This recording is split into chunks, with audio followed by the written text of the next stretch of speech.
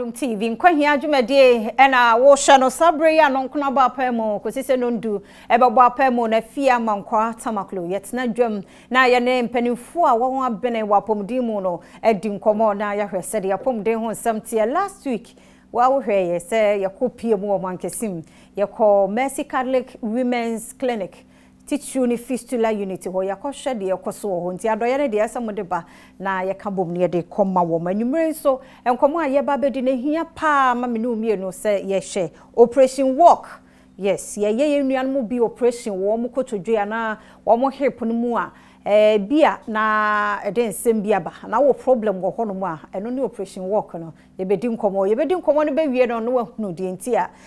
ye de operation walk no atoso aboafo bi ene boye chidom na bre bia na Jordan nwure no nkono empem yetumi de Nkwa Hia dwumadie bro anadwo mosquito coil and afa thanks to you computer clinic ye do mase papa so won aso yasene abepem sa bre na Romeo collection so design me na ye se bre bia no me ho ayo fe yakopam bi na emwo na we ne sa dia page 1 salon so ayo tina ma bronya na na eva nti hwese wotiri hu ye neat kama wo munyina aka ho bi ne ye de Nkwa Hia dwumadie bro yakwaje nkratso ye ba penne pani ba ko a ono so ba pomdin mu a wabene pa ye ne ba bedi nkomo ye mo akwa ba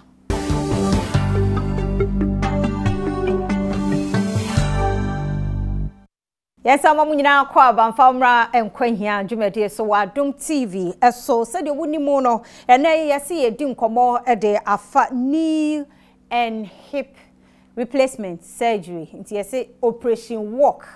wo ho na ya ye no operation bi afie wi akire no na nsam na ye bebre me wo me ankasa me professor ba kope professor Adom bedu akosa e wo ha ye ntan hu no ye hu na chepa ono de ne profession pa na ye obi asabi o papa nipa free mo papa no a no ahwe no nanso ne de chairman Dema Child Malnutrition Foundation ene yenya no aye ne bedi nkomo so afia ye ni nkomo fa operation walk ho e de ne operation walk ye bedi san nkomo no prof enwumre ye mo ajodo ba Adom TV so mejoso wa brighton ye set no pa ma wo de chan sa ho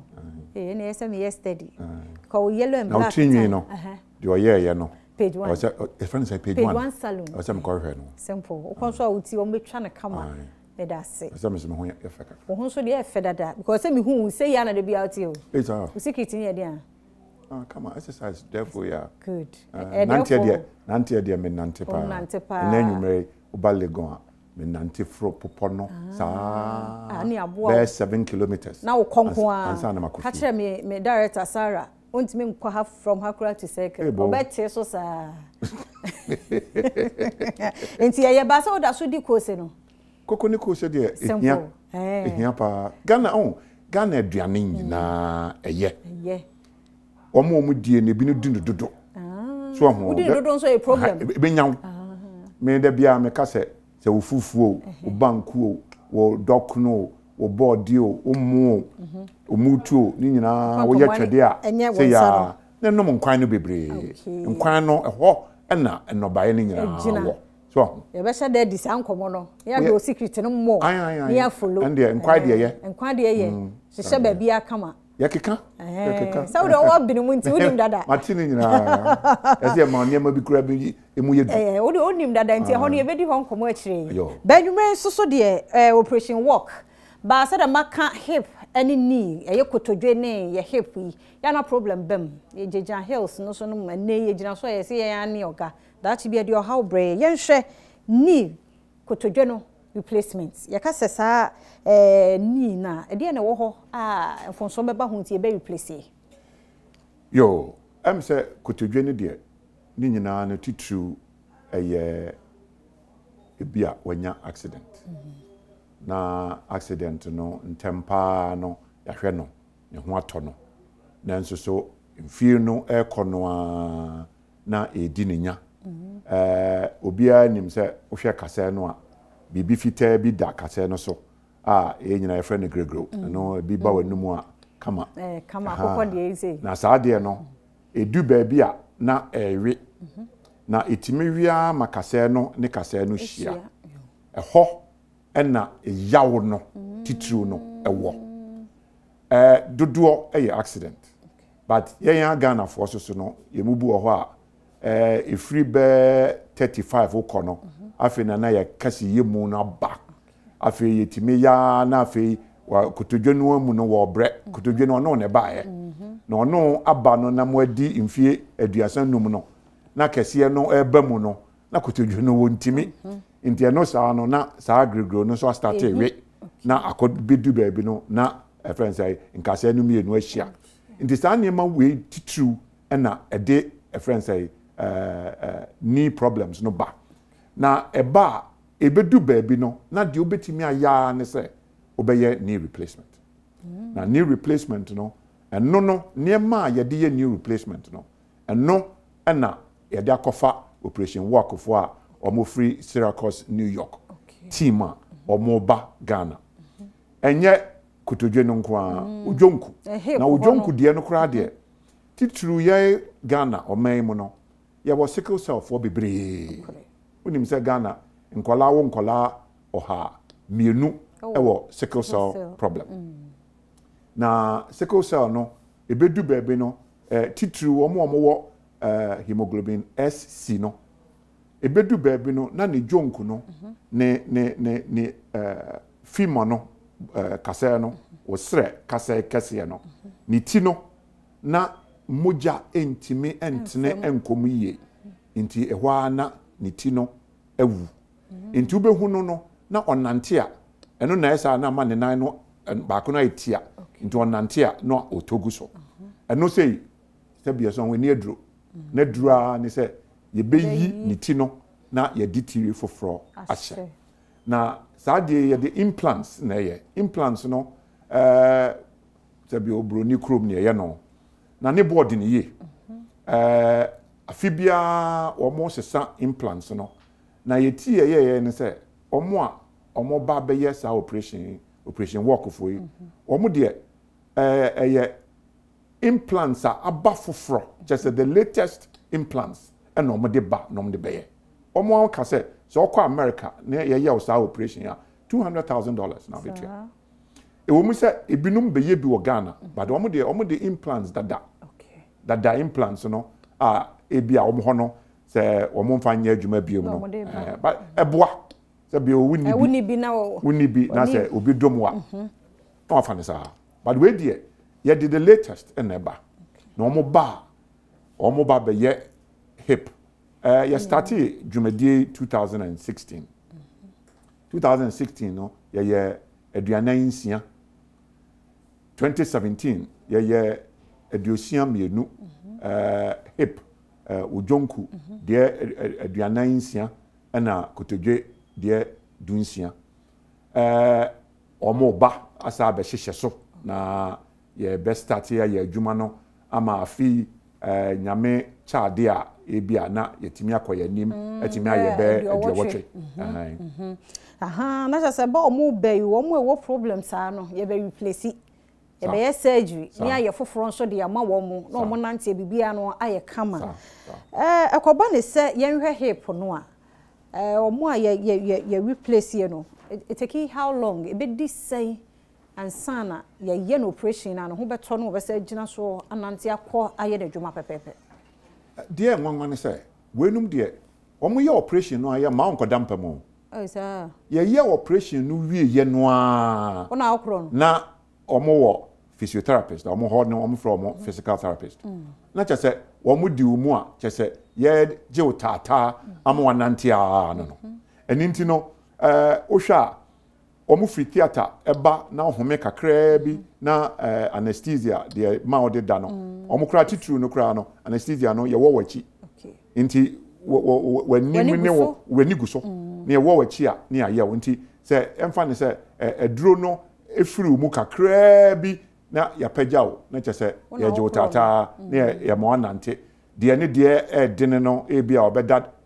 hospital aresabia ho dako ade achi a ye ne kofie na just ye kira o se ntempa no a wo start se wo nante a eboa ema ade no gina yie ema apomudin no so ebantem nti ene de eye pa me no ade a me ne wo mu gin ho achinya se na ade but omo so ma me tiase se de ade ne tie no operation no mu no enya de a ye twitwa bebre omo de friends say mfidie na ehwe nti yenye no na enya de a asai asa na oba no ekro uhu ye oba bi nante ono za maami o teacher ni waso ono na adwuma wo ye no ono wo pa adwuma onam na ode ekira de na afei yare bo no ono a ontimi nya hwe bio na ya mencha de ya yama no a chese ne ho atono a chese mse operation work eno no abrofo no manya baa ne sa yes wo wo Kofodua St Joseph's Hospital na ye na de nti ayeye na Kofodua ne se Kofodua no omo theaters 9 ni nyina wo friends say floor back nti startia ye nyai ofiri ha no okọ ha ofiri ha no wura na se all they no about so of steps no sa koye for ma ade no nkoyi fi say nine no omo betimi aye 80 operations sa nine omo ade no omo sha ase a ye nyaya kosi anadwo be no nwotwe no nkron no omo jaya bibia ye ne wo omo vitamin kadaroma gentle giants omo de vitamin ko ba Ghana omo na ene wo mo ko hia ya edi nkita ho a wo mo so mbeba Ghana wo no nka South America nkwa no mo ko obi nso ne aye ne dia wo be dan no aye no are na okwo ene say ye man no first steps no the physical therapist ni odi ne nche mo no ba the way wo kan we no ye wo age limit it may happen kra na mpanimfo nko a ye wo age bia hu so odu ho no mo a bibi say wo hemp betime anya problem ana say wo kotodwe aside accidents age limit bi anim ni nyina timinya bi ni nyina ne say an collect timinya panimo timinya em say the osakura ya no na 16 ono no em say 16 and 17 ono old school ana or sickle cell therefore ya ana just ne hip no ana just yes no school ni ade nti ase school no kura no ontimi nkobia ana kakra na me chade ya no nti esi ade on the waje no ho a chese me giri sese akra no oba se America tu okra no obetimi atu na chese operation work no aba for stay aba ye de ye ne wo mu dinkita ho se operation work no America state bia bi ho nti we ye Syracuse New York nti ye ne wo mu dinkomo no ye kase ye nyanka another team kura be babium na nka ye anya emprenu afibia nti omo soso ne omo partners no nuanomo edidi nkomo se Ghana no omo ni jihafit atese omo si baby omo ko bia no omo nipa ba ko yare mo omo saade no kontem Ghana nko ani baby omo ba obia nyare obia ho to no na adwumayafo no so nipa Ghana for say yeah hospital yeah donipa enti prof me hwe we so so bi ye ne kotodwe no operation a owetimi abu nkotodwe abonampa ya na se nkotodwe bu obi bamu a otimi ye bibia operation work no de wo me say ya maw new knee saa ne befa no ya maw new knee nti sese ya no bibia na oye bia no utimi ye eye broni beka se eye transformational se obia untimi nante anase obia yawa ewomu no fra no pakosi se wokọ akoda bu je se mefa ne se ukatra madawanum sa tia na wotia mo obobna na omo ba ne yamawa kama It's no taking how long? Like hours? Ni nyina na gina. Omo se ye Ghana no ye nkase mo den pa. Minti hu se kase a ye winto. Nti omo se ye nkase mo den. Na afi so akra no a ebo no demu no ya na binum de no so eswa. Nti je se no omo ba mu kakra. Nti ya na che but se de America no omo ye operation no na 9. Omo ye 46 na 9. 62 aduasian mienu no kro ye last year no dey 3.5 days we say niema na yeyi omde ba ye na yeyi akọ Kofodua no entimi anyi ntam kwasiada nti kwasiara ne kudu ye nti omo hihye niam ni nyina wie ye no anadwo no omo ye omo screen omo start adwuma no na yes 3.5 days but omo ye aduosia no omo niam na kodu dada ya hihye dada nti noa ne se omo ba ya nti ye ba ye behwe niam pot ye be mo bi aside accident ne sickle cell no so e bi other factors bi o ho so betimi ama o hip akodi ba bi ana okotodwa nya problem. Sharon so Nkwa Hia dwumadi na wo hwere Adom TV so abofo no thanks to you computer clinic anadwo mosquito coil ye do ma say papa ye kwaje nkrato no ye ba prof be yie no so anu ama ye na fei ya to so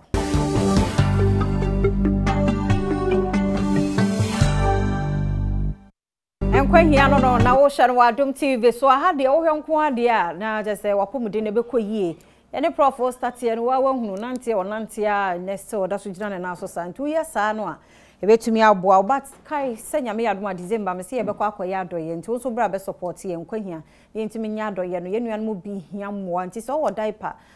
setiro so wo provisions ana so wo nsuo no mo sa no a wo cash a ni nyina wo de ba ye deje se ye mo se ye anwa unu ye bi ho kire no wo mo hia so ho nti yemfa enkoboa wo mo utimi frɛ 0540106467 0540106467 na ye de akoboa enkwada ne mpanimfo ana multimedia numbers ni bia wonim 0302211688 na yetumi de akoboa wo mo prof yansa mo akwa babiem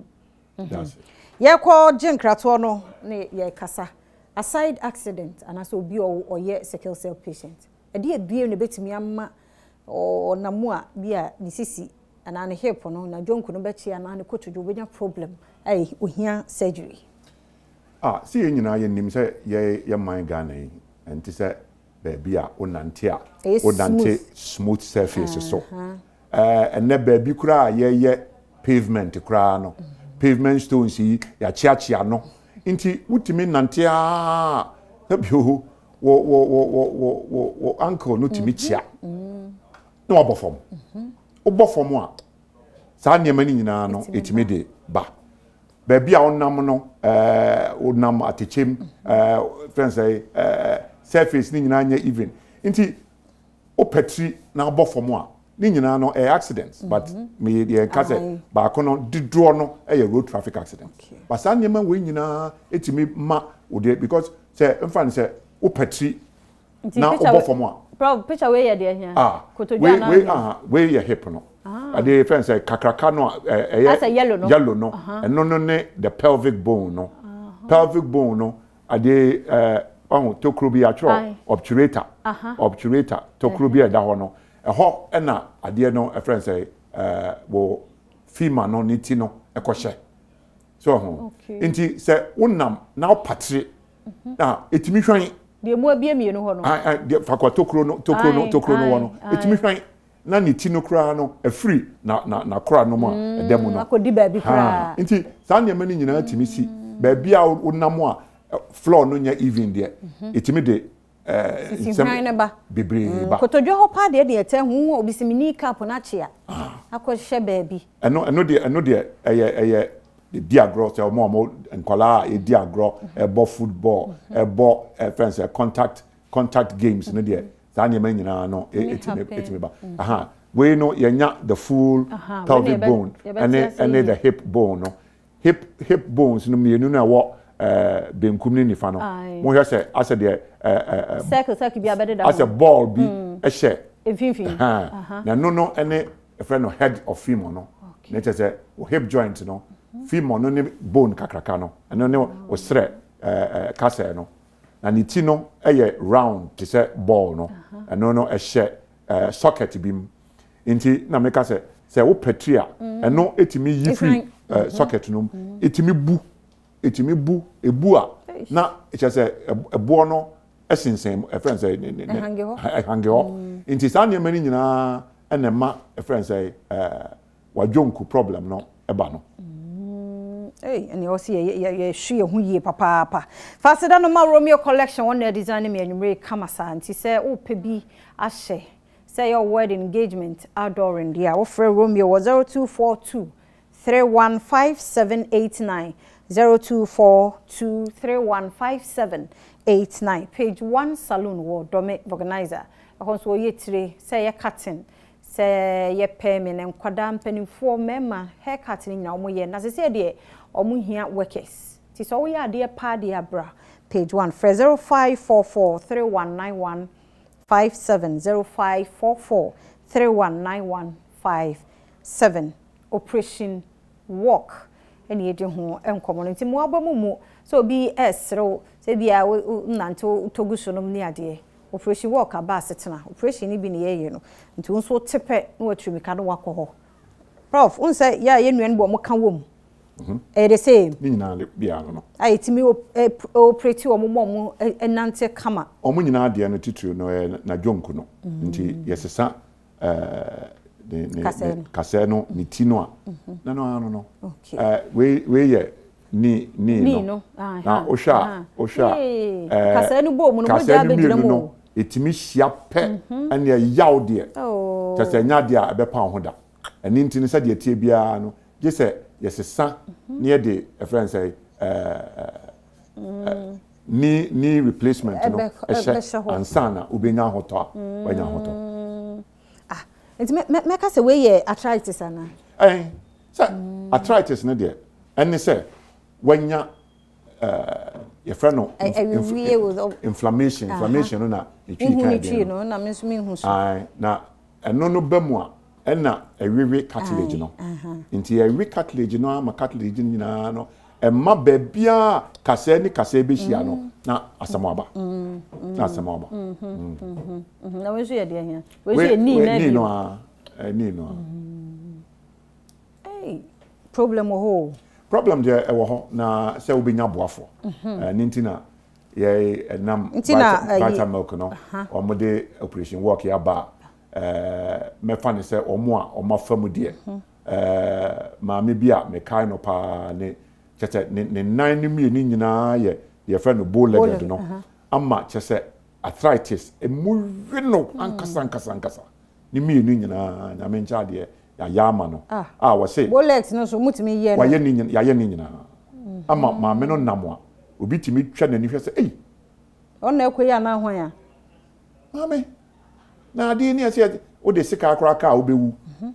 Ghana de nsem de ye ka bi o ka bi buni pa ba bi chese de wonim obeka se ade we ye mfa sika nka ade we ye mfa hwan ne ka se ye mfa sika enka ne de sika aka mame ya ne mame na nami se mame anya kukuduro ansom ankwa ye anya gidi ankoya nka se de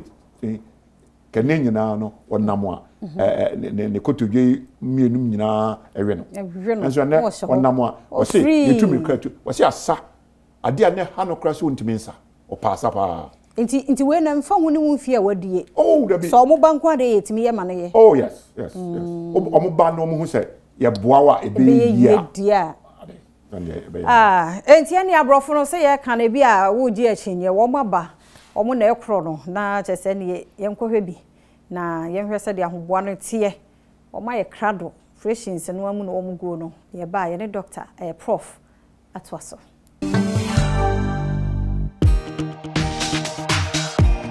Miss Rama Menesi. What else? Because I miss you. Sickle cell disease is that it can cause that erosion of the bone structure. So just managing yourself well, staying as healthy as possible, and seeking medical care from Ghana Health Services to keep the sickle cell disease under control. We're ready to rock and roll. We'll be screening between 130 and 150 patients with the goal of doing somewhere between 85 and 95 procedures while we're here over the next week. Yabo kwaba Nkwa Hia na wo hwere wa Adom TV so nkomo na ye de pa megidi ye pa se wo WhatsApp problem ni bia by the time prof besori no be kire kwan ya yenso ye benya hu na ya ba biem enti prof mesa mo akwa ba biem se se yakwa hwe abrofo no mo arrive ye wie nti se boni mu ana ye kure ye kan se bia na obi nso be se wo ba bio se na mo ye no ye wo mini se St. Joseph's, Ghana ha nyina no yakase orthopedic hospital. Say St. Joseph's and a dua ya kwanta. Omo mienu na omo ye orthopedic hospitals. Fakwa ye no St. Joseph's. Na yenim se obi a wonya sa problem no udu a okwa ye be refer wo akọ St. Joseph's Hospital. Nti ukwa St. Joseph's for be hwewo wo mo be ye bibia your x-rays. Ye no ansa ne be hyase no we a wo mo hyase a wo mo ye. Broni panyin no eba krom ha July. Abadada. Ebe fa 300 x-rays koi. Inti sa 300 no ma kohwemu a and no yi 125. Into 125 no and no and no more astarte eye ehwe wo mo e bia na obi wo a o mi se ne kotodwe ne yade enso ne bia na wo koma yare intimi nyo surgery inti enu ho no na dodo no a mo benya no a ade no na chese eno na o mo ye surgery anti just before mo be ye no nya se wo mo to wa no mo ba ya na o mawura hospital no o maje e di kan be fa kokora da x-rays no kodada ama o makohwe x-rays no into omo nim se omo ba no implant dudu a omo de bani omo de 40 feet container niema omo be hia bia omo de aba omo ba no so 43 doctors nurses physical therapists omo machine omo be machine bi to chimakura omo be ni omo nyina aba a tisi a omo nyina ewo kofodia a chese omo da Eastern Premier Hotel a chese omo ye adwuma no so ewo St. Joseph's Catholic Hospital. Omo ya de ba de bia no ya na atwache wo bi wo me bia risk bi wo mu ne ade sa na tie wa hai. Oh, risk ni say what ho na nante ekra ntimi nante bi. Na wo pagya ho na chese yaw na die na waba ya be your surgery. Omo ba surgery no omo abin omo aderebo surgery no pa. And in Tinyase Bia will be a school nra. Bruni Bako or even head of orthopedics surgeons at war America in Akrada. Inti a yadia a jumano would nim inti so far you nya problem bia. Problem you nya Bako. And no ye Ghana for yana yasone. Physio no bekono. O free hospital no ko and one physio bio. We were also with you after operation okọ so na me je no and ade no a chair and so almost abaye no almost abaye ama sesi a ne ho ato nti de be kan ne se de o be ka kire obi a no di so na doctor no oniu and one town wo nti o ka se ye bibi na wo de wo pe ka se onye ana se o tena mo obi be ka kire se o doctor no kra ndo kan no kra no enya no kra e to je wa na yesa de wo kan sisuo no say after ye wie no hwehwe bi wo ho wo so wo ye e wo ho pa omo a physio obekọ physio se kofodia na abekọ se obepe physio bi e ben wo sa niam ni nyina ho instructions nyina ye de man so we de anya achiwade asem bibia wutimi di na chese se bia obesore na won kotena fa akonko a na odi ade no ebe nante fi se uwi operation no dano a ye mo asore nti ne chese nhia nipadua no ya mono se wo metena se ana so wo meda ye bo no se nipadua no onante eni nti no wa wo ti wo kora no a wo hu bibia nye wo ya a wo ti wa wo mpenante ye de bedu be no na se abrewa bi na obo sa kokora bi na ebo na to je wa wo nante a wo beka se wa brantie adentina me da bia mbusa se busa won se adentina nkola wo ntimi ntina fa ko ana kwabena wo ha adwene o na wo ya adwene o ha adwene wo huri sa na ni patia ba wo nyini a na se de wa obi kan se wo to bo agede wa breda da edi bia bre nantie hia wo hia wo nante so a body no e produce bibi e frɛ no endorphins e feel good hormones and no na mouth feel say me now yes exercise we are now sure to we are now say body no ko dware we are now tena se be ka say we feel good and yeah ne de wo kan Matthias ya wo mu nya no mu hu no endorphins no na dwuma no e bofo wadwene mu nyina otum say bra me super say de we super nti prof yemfa wo nsi ha e be say hia biem ya da se papa me se da se pa wonya bra be kire ye ne me na Adom TV mama ye kan ama ya be kire the operation work ye ya da se ye ne professor Jamabedu Akosan wie na ye ne no awie wono no part no ye nua baba ko a operation work dwumadie wono anya so emfa so ene enya no wa ha yi nana ya konadu ene ni di nkomo oso no enwo akwaba na bibia bokọ de nana ya ka wasam ne kakra kire wo de yesi yenwie ye mpo yenwie ye ohu nana ete say nana wote e base yesi sese ye pa ya kasa den wo de na ye wo hip na se woni okotodwa na hip ni mienu nyina okotodwa ne o hip ni mienu me hip ni mienu ni nyina okay ba ya omo behwe o critical condition answer omaye ni mienu ni nyina ama nya obi na ni mienu nyina nti me pese wo de na wo de en sha ase ye de ne ba ne sa okay me de no I started 2016 na afa de me nante na ase me chia ena me so ye sickle cell crisis omo se bi wo nti ye san me tuano mu ekokolebu ena me yesi me kotwa x-ray ti me kotwa x-ray no na omo ka se me nko fault aba hip ni mienu nti me nko orthopedic na bia oho no na ombe ma me syndrome me fa na ase nhwehwe mu a na me hu se bia metumi anante ba me ko orthopedic no na still enye yi ti doctors na omo ho no aya me kwa me ho mo ne kasa orthopedic na he fa kolebu okay ti doctors na ya na me ho mo kasa se munua ba ne mi o na ma mo hwe me ma me nchi asa because na enye sa na metie okay eno am se ne nana ya ti bibi se bia kuforidua abrofo bi beba na omo ba be operation nti ye de ya ma we no or no so enye hu me you know eye woni onyame because na over 300 people ba nipa 80 penny e found nti me call ye no na me ko hu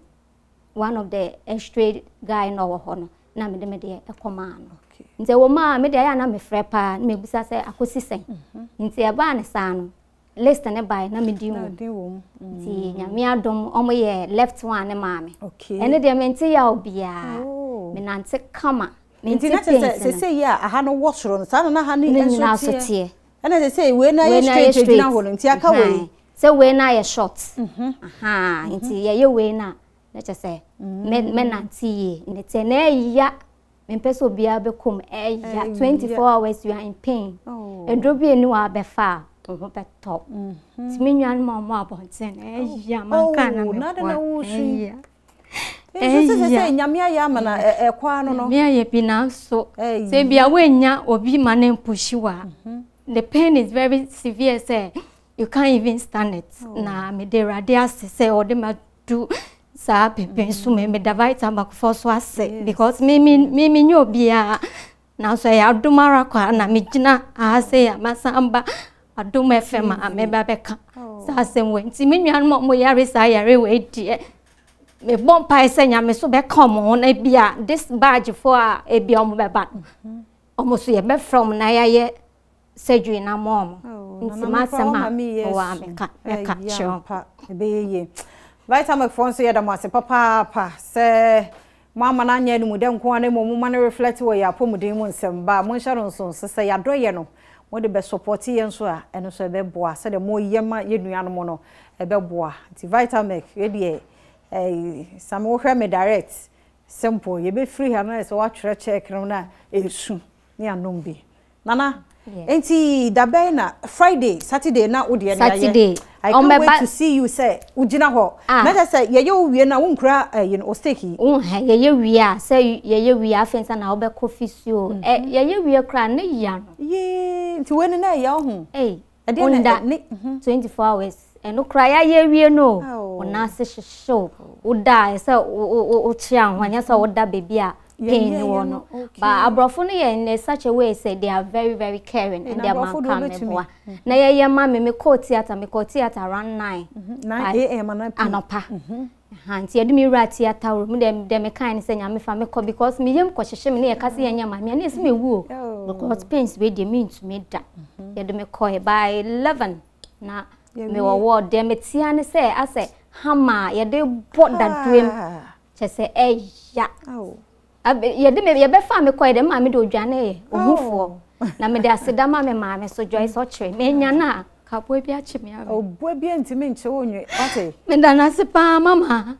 na ya ni o da wa se wa hwe me sa me da me office for so ase bi my insurance upon we nyina na me call office fitila ma call office sa this week pe na maji me leave almost me don ma se le bi omo kai me won pai bom nya me sure mo pa because yare we die mpese betu menwie bi mpese betu menwie we po aka no po no chese de bia me da wa me si minyanka no makoye kra chese next week me da me paso a me sresre ebeba so nti me wogidi se eno so nante kakra ni yenhwe ebeye nti bra wachi ni yensan hwe ebeye na se ni nyina ye a ye wie ni mienu no a no wasaba na afei ya toa so ho nyame no onhira wo papa ba wura mu akokoro na de ye first one no sa fa wura mu santi mokọ ho no ma se da prof ne ye nkasa ye no be nipa 4 na mu nyina mo ho ye be fa obi ye wo rooms obi ade obi o ma ye be form no obi a woni room nti wo da ho sa ne abefra is your turn ne abefa ne akwa ya ma o ba second day mo kasa no mete minya adamfo bi wo m Colin oh, you're very good. Also, Nana, you have you are very small, and then your heart too is very small. Number duff. And ono kwa ye ba no che nyema. Ye do ma sepa operation work for. Now we are second day no. Yes, so sorry. Nana nti. E wo ya we mu. So be ma frame. Then na be nante kaka. Sa ntu we anu akọ physio ne na be ma joints na ye strong because and they are very important. Yes, are still you be limping. Any exercise say bi mo yeah, only me say no one onko physio and they are very very necessary. You have to go to physio because I know never ma wan ho den be samba yeah we aso obi a wenya stroke aye ajojo ajojo nti na wo say physio na exercise na be boa wo na wenya vitamin fo afa ho ka ma wo vitamin fo afa ho nyina aka omo ma vitamin ko en so nom na mo bam de bread e say sanke ye kan we me ya me pe yidie no koko die no na ma ye vim no ne interview na gina ne na so na wo be na nka de bia bre omo na omo de ma ye yo enye late ye beje ye de no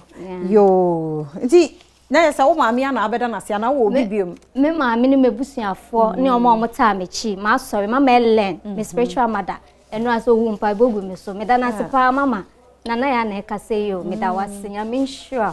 e wo baby how de me abedu me busuafo nyina me de obi ase okay ba me ya sure say unua mu aka de o mu ni problem debi o mu ni obi eni sa ya we bia bi me am so be kokora me de no so be ko na me gina me na me enu we so bio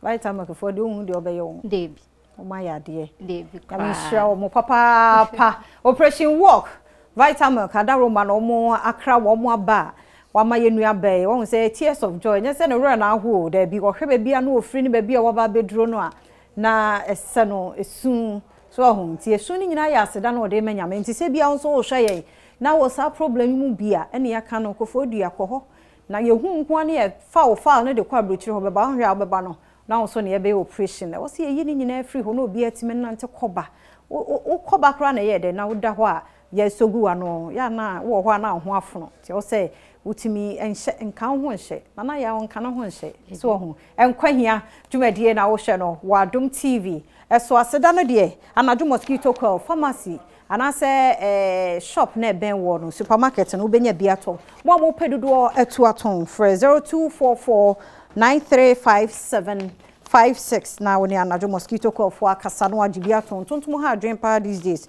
woni omo a na wo de kunkum omo thanks to you Jehovah clinic fonso ye do ma say diabetes na ha wo na asthma na ha wo ba bu nsaute yawa foni ekire ho fidie no wo ho ye de hwe ni padua ni mu ne ehuna tu yare na se wo mo wo kua no so hu asaman kese kwan no so for 0205961109 0205961109 enne operation work ehun komo ne yedie no ene nana ya edi nkomo nana yemfa onsi ha